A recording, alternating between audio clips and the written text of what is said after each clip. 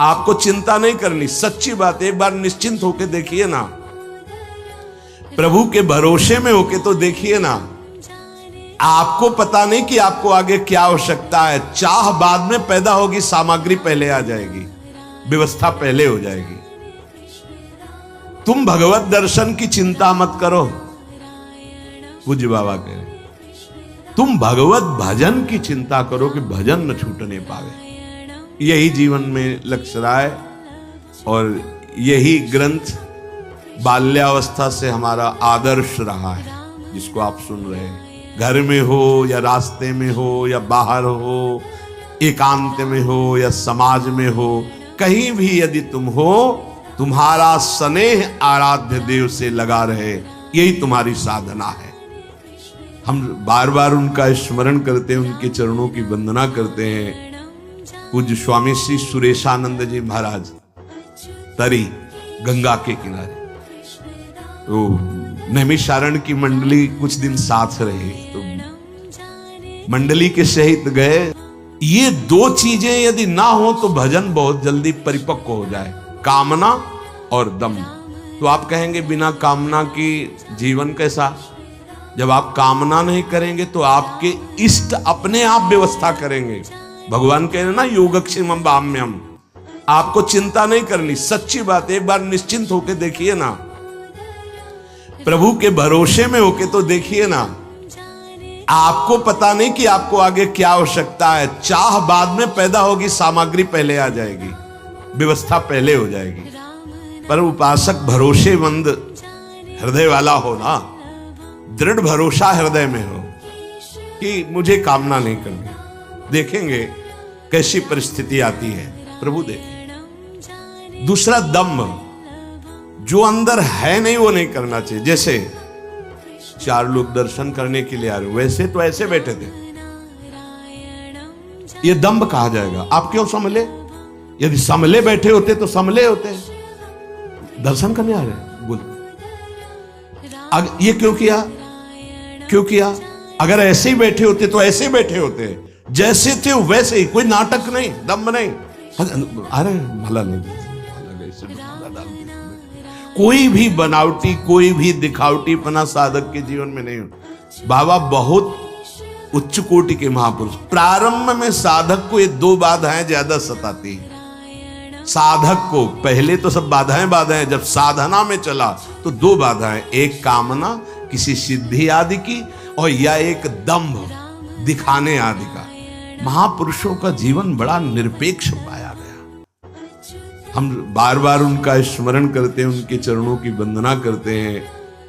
पूज्य स्वामी श्री सुरेशानंद जी महाराज तरी गंगा के किनारे, तो नैमिषारण्य की मंडली कुछ दिन साथ रहे, तो मंडली के सहित गए। और इतने आनंदित दिगंबर रहते थे, जब कोई माता बहन आ जाती थी तो एक अचला ऐसे डाल लेते थे, ऐसे बस। पूरा प्रकृति का वार खुले शरीर से सहते। धन्य है ऐसे महापुरुष। मतलब हृदय आनंदित हो जाता है उनका स्मरण करके।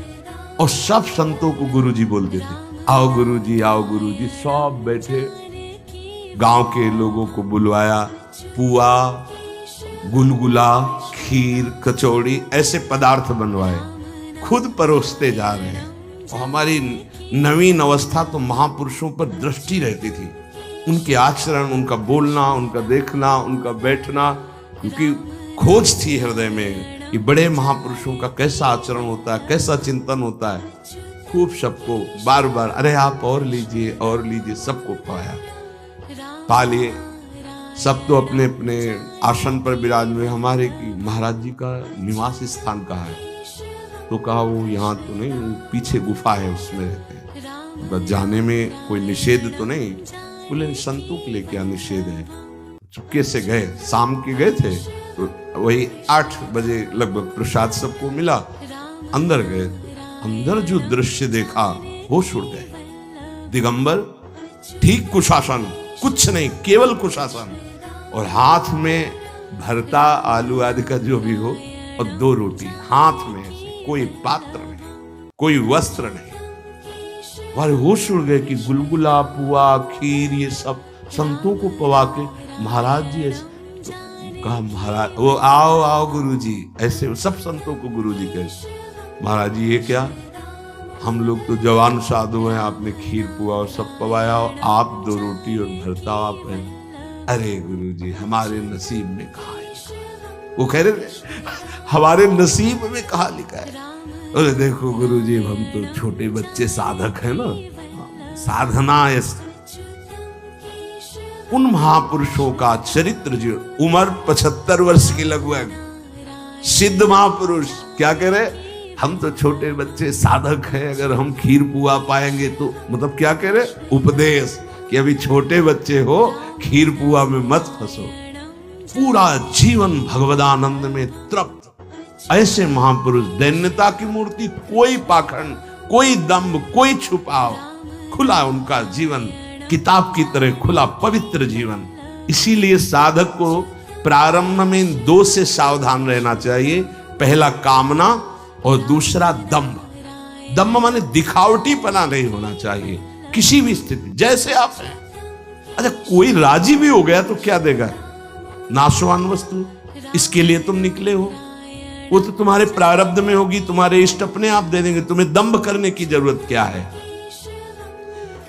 दंभ का स्वयं विरोध करे, नहीं तो साधु संग का प्रभाव नहीं पड़ेगा, और दंभ साधु संग से भी आपको विमुख कर देगा, हटा देगा। वास्तविक भजन तभी होगा जब दंभ और कामना 2 पर हमारी दृष्टि रहे कि ये हमारे अंदर ना आने पावे, दिखावटीपना और कामना। दंभ ये बहुत विचित्र होता है। दंभ बनावटी जीवन ये इतना प्रिय लगने लगता है कि वही सत्य भासने लगता है, दंभ ही सत्य भासने लगता है। ये बहुत छुप के आता है, ये भक्ति को भी रोग लग जाता है दंभ, ये ज्ञान को भी लग जाता है, ये रोग है सतमार्ग का दंभ। इसलिए भजन करने वाले को इस दंभ से बहुत बचना चाहिए। भजन जहां दंभ लगा तो दिखावापन हो सकता है, लेकिन परमानंद के अनुभव का मार्ग नहीं बन पाया। ये बहुत कड़वा है परमार्थ के लिए। स्वार्थ के लिए तो मीठा लगने लगता है क्योंकि 4 लोग प्रभावित हो जाते हैं, पर सत्य मार्ग से भ्रष्ट हो जाता है पक्का। सत्य मार्ग से भ्रष्ट बिना परिपक्व अवस्था आए साधक को पहले अपनी इंद्रिय और मन पर काबू करके भगवत प्राप्ति करनी चाहिए। फिर ये भगवान जो सेवा दे वो बात अलग है। ऐसे सेवा में, प्रपंच की सेवा में नहीं उतरना चाहिए जब तक भगवत प्राप्त ना हो जाए पक्का। तुम भगवत दर्शन की चिंता मत करो, पूज्य बाबा कहे, तुम भगवत भजन की चिंता करो कि भजन न छूटने पावे। यही जीवन में लक्ष्य रहा है और यही ग्रंथ बाल्यावस्था से हमारा आदर्श रहा है जिसको आप सुन रहे हैं। तुम भगवत दर्शन की चिंता मत करो, तुम भजन की चिंता करो, भजन न छूटने पावे। किसी प्रकार यदि आपका निरंतर भजन बन गया तो माया छूट जाएगी, और जब तक माया नहीं छूटती तो 2 बने रहते हैं, हम और ईश्वर। और जब तक हम और ईश्वर हैं तब तक माया गिराती रहती है। हम और ईश्वर अपनी उस दिना रही एक रहे हो नंदलाल, अपनी उस दिना रही एक रहे हो नंदलाल। भक्ति और एक सर्वम खलमिदम ब्रह्म ने नास्ति, एको ब्रह्म द्वितीयो नास्ति ज्ञान। ये जो दुनिया की बातें करते रहते हैं, ना ज्ञानी होते हैं, ना भक्त होते हैं, प्रपंची होते हैं, त्रिकाल में भगवदानंद नहीं प्राप्त कर सकते। जो दुनिया की बातें करते रहते हैं, इधर की बात, उधर की बात, इस पार्टी की बात, उस पार्टी की बात, द्वंद्वों की बात, प्रपंच की बात, कभी भगवत प्राप्ति नहीं हो सकती। ये दुनिया का प्रपंच वर्णन करने वाले ना ज्ञानी होते हैं, ना भक्त होते हैं, ना त्रिकाल में इनको भगवदानंद मिलेगा। तुम तो भैया भगवान नाम को अखंड रूप से पकड़ लो, पूज्य बाबा कह रहे। बस इस दुनिया का चिंतन न होने पावे, श्वासा पलटे नाम बिन तो धिग जीवन संसार। अगर एक भी श्वास नाम के बिना जाए तो तुम्हारे अंदर जलन पैदा हो जाए। धिक्कार है, श्वास खाली कैसे चली गई। देखो भैया, चाहे ज्ञान हो या भक्ति, ये कोई खिलवाड़ की चीज नहीं है। ज्ञानी या भक्त कभी प्रपंच की बात नहीं कर सकता, पहचान है। ये केवल बाबा के शब्दों में कह रहे हैं। आवारा बुद्धि वाले ही दूसरों की निंदा स्तुति और प्रपंच किया करते हैं, न ज्ञानी न भक्त। अरे जिसको ये मालूम है कि संसार दुखालय है, वो क्यों इसका चिंतन करेगा, चाहे भक्त हो या ज्ञानी। जब हमें मालूम है कि हमको इस दुख में, संसार में नहीं फंसना, नित्य सच्चिदानंद सुख में जाना, तो हम उसका चिंतन करें। जहां में जाना है, चित्त में निरंतर चित्तचूर प्रभु का चिंतन बसा लेना, यही परम वैराग्य की स्थिति है। घर में बाहर पंथ में कहूं रहे यह देह, तुलसी सीताराम सो लाग्यो रहे स्नेह। घर में हो या रास्ते में हो या बाहर हो, एकांत में हो या समाज में हो, कहीं भी यदि तुम हो, तुम्हारा स्नेह आराध्य देव से लगा रहे, यही तुम्हारी साधना है। जिसको विषय भोगों में दुख प्रतीत होने लगे, उसे समझना चाहिए मेरे ऊपर गुरु कृपा हो गई। विषय भोग घृणास्पद लगे, दुखद लगे, छी, जान लो हमारे ऊपर गुरु कृपा हो गई। नहीं तो बड़े बड़े ऊंचाई तक इससे गिरते हैं। ये विषय ऐसा है, पर गुरु कृपा में बहुत सामर्थ्य है। बताया है कि कई बार जो बड़ी साधनाओं से नहीं संभला, वो गुरु कृपा से कब गायब हो गया पता नहीं चलता। जिसको विषय में घृणा पैदा हो जाए, ऐसा जैसे कोई उल्टी कर दे, वमन कर दे, तो छी, ऐसे ही हर इंद्री के विषयों में कोई रुचि न रह जाए। जैसे उस महापुरुष की अभी वार्ता की, हाथ में ऐसे क्या जीवन आनंद। भोगी पुरुष क्या जाने वैराग्यवान को कौन सा आनंद प्राप्त होता है, क्या जाने विषयी पुरुष कि निर्विषय हृदय में कौन सा आनंद प्रकाशित होता है। वो तो यही समझता है कि इनकी साधना का फल है ये संसार के भोग मिल गए इनको। वो तो यही समझते हैं ना, उनको ही पता थोड़ी है कि निर्विषय हृदय का आनंद क्या होता है। ये भोग थोड़ी होते हैं, नाना प्रकार का ये वैभव नहीं होता। ये तो पापियों के पास भी है, अगर साधु को मिल गया तो कौन सी बड़ी बात। ये नाना प्रकार के भोग वैभव कितना है, ये कितना होगा। अरे भाई, असंख्यों रुपया है लोगों के पास, खूब नाना प्रकार के भोग सामग्री, लेकिन भजन नहीं है। का भजन का ये फल होता है, जिनको ना राम से मतलब, ना हरि से मतलब, ना कृष्ण से मतलब, रात दिन भोग भोगते हैं संसार के, उनके पास इतना वैभव कि उनको हिसाब लगाने के लिए मुनीम रखना पड़ता है। क्या यही भजन का फल है? क्या यही जीवन भर की तपस्या का ये फल है जो पापियों के पास भी है? नहीं।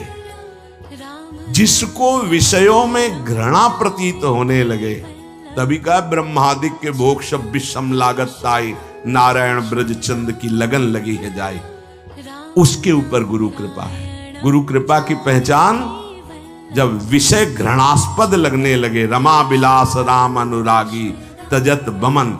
देखो गुरुदेव चैतन्य महाप्रभु की कृपा हुई श्री रूप जी और सनातन जी पर, तो सम्राट की तरह जीवन था, महामंत्री थे, पर थे पूरे राजा ही। सब भोग विष के समान लगने लगे।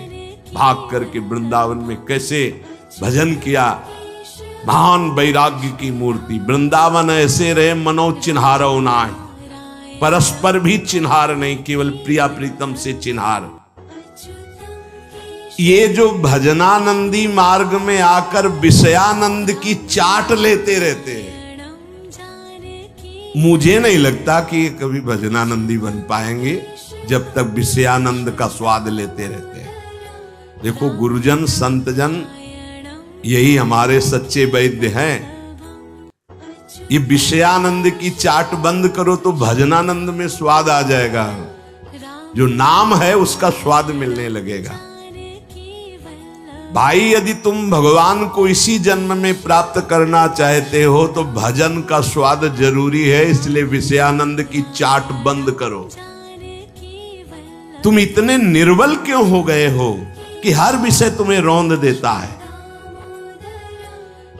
अरे तुम बहुत बलवान हो। तुम एक बार तो देखो अपनी तरफ।